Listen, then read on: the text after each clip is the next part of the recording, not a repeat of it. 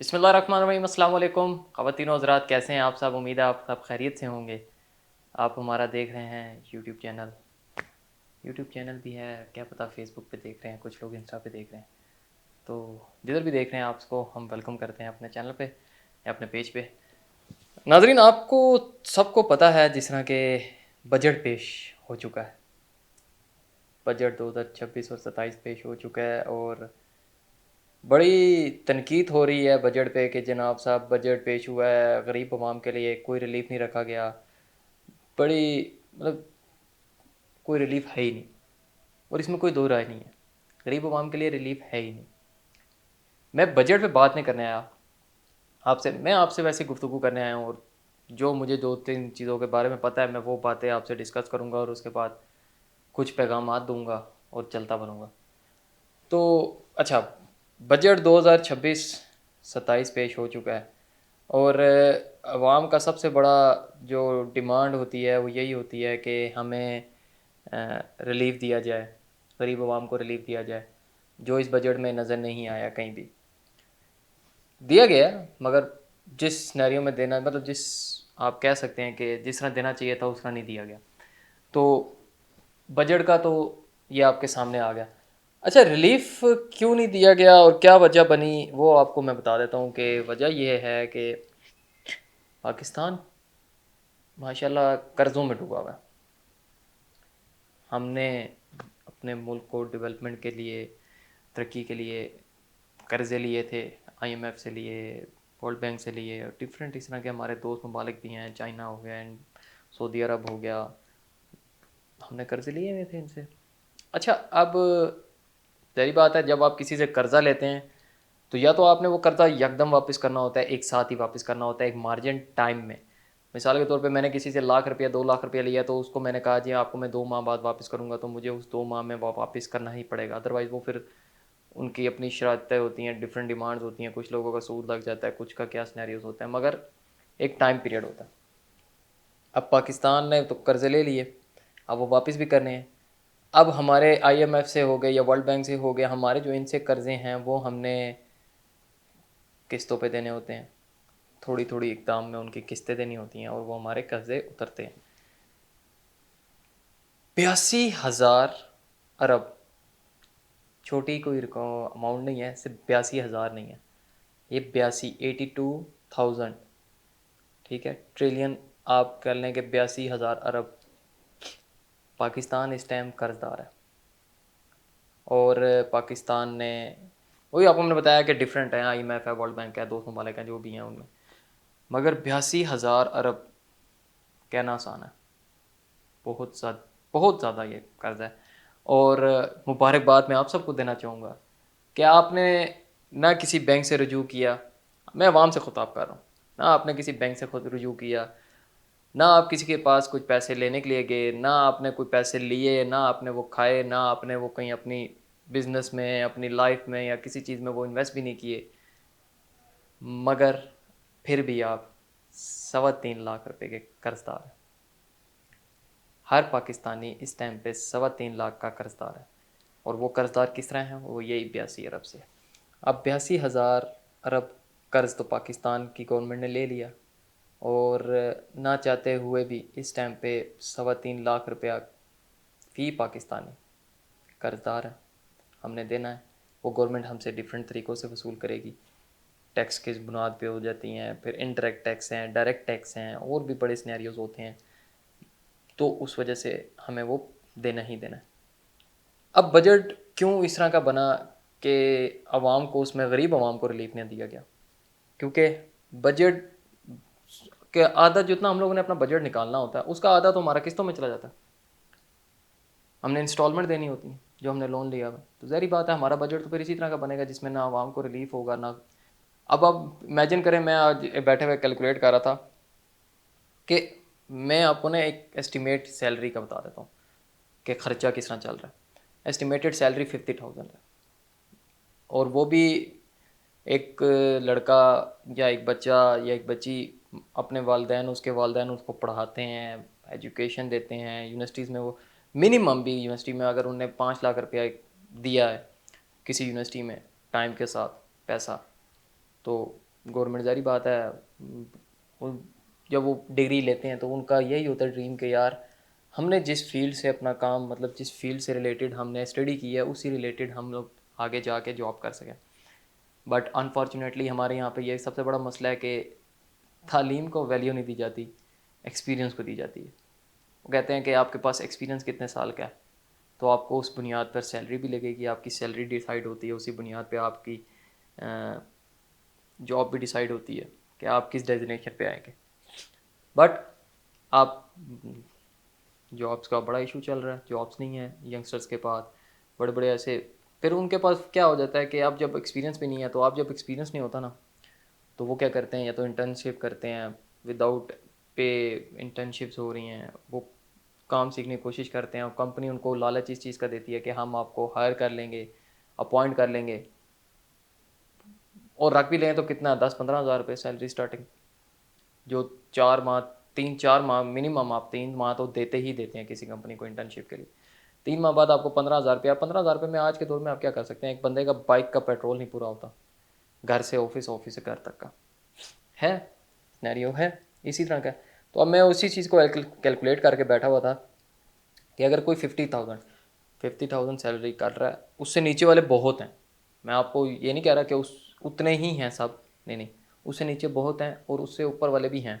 But मैंने एक average salary निकाली है कि 50,000 आप अगर कमा रहे हैं, इमेजिन करें कि 50,000 सैलरी कमाने वाला बंदा इस टाइम पे, उसका क्या सिनेरियो है कि जनाब साहब अगर घर अपना है तो फिर तो वेल एंड गुड है, अदरवाइज़ जो रेंट पे रहते हैं उनका रेंट भी देना होता है।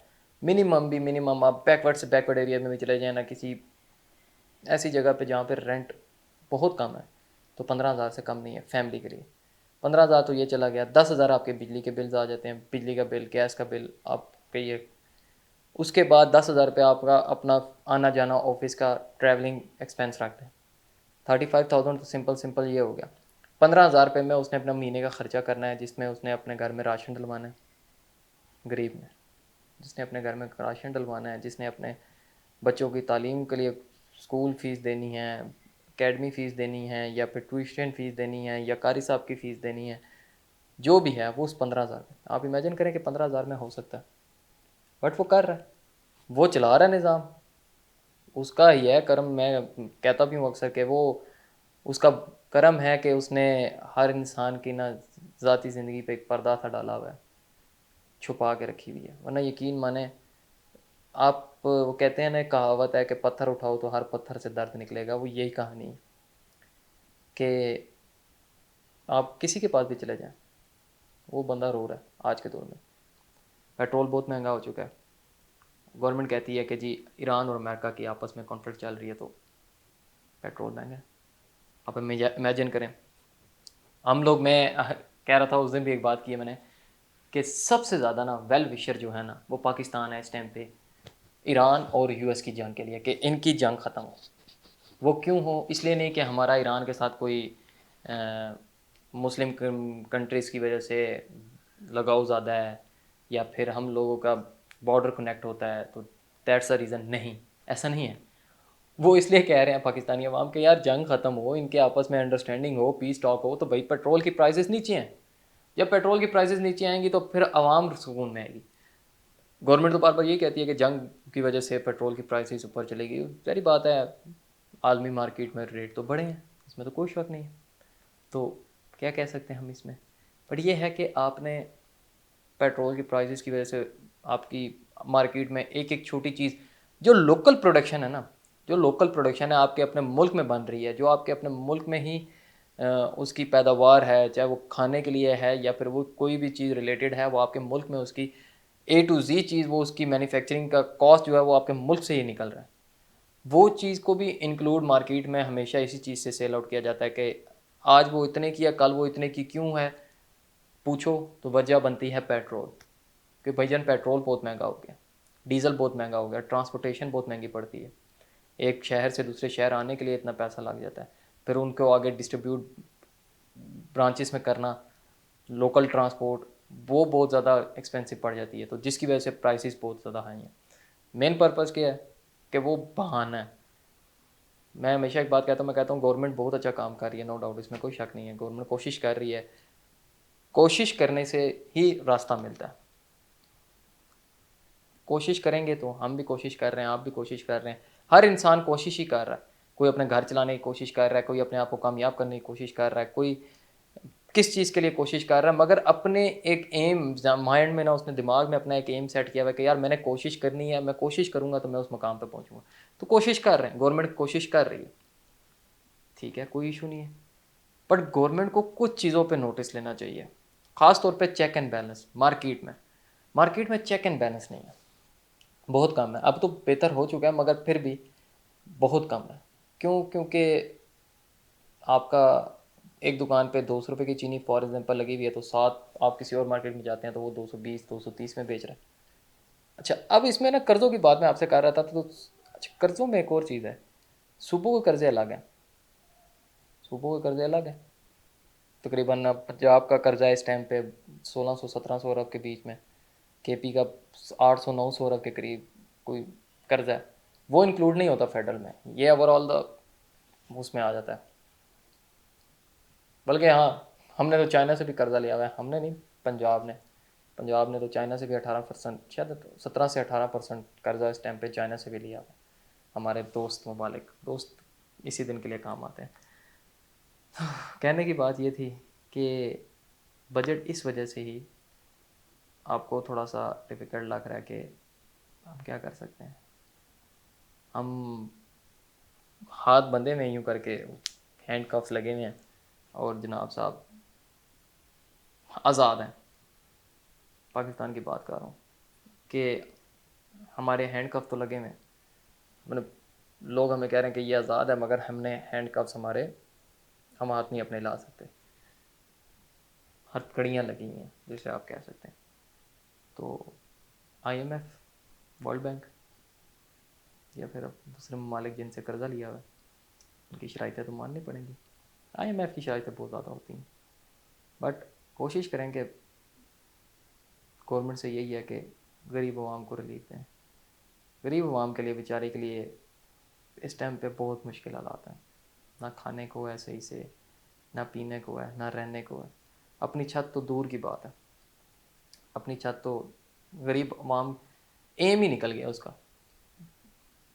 मुझे मुझे जहाँ तक मैंने ये नॉर्मली पब्लिक के बीच में बैठ के जज किया है, रियलाइज़ किया है, एक टाइम था हम जब थोड़े से थे, यंगस्टर नए नए बढ़ रहे थे, तो हमारे दिमागों में एक चीज़ डाली जाती थी कि मेहनत करो, अपना घर बनाओ और अपने आप को सुकून में रखो। अब वो चीज़ नहीं रही। अब आपको कोई भी ये नहीं कहेगा कि जनाब साहब अपना घर बनाओ। गरीब बंदा अब ये चीज़ सोच ही नहीं रहा कि मेरा अपना घर हो। वो ये सोच रहा है कि मैं रात को खाऊंगा क्या और कैसे। एक मज़दूर ये सोच रहा है कि आज अगर मैं घर ना लगे गया कुछ खाने को, तो मेरे बच्चे भूखे मर जाएंगे। ये है रियलिटी। लोग मास्टर किया हुआ है, बैचलर किया हुआ है, एक डिग्री है, भाई क्या चला रहे हैं, वजह खाने को नहीं है, जॉब्स नहीं है।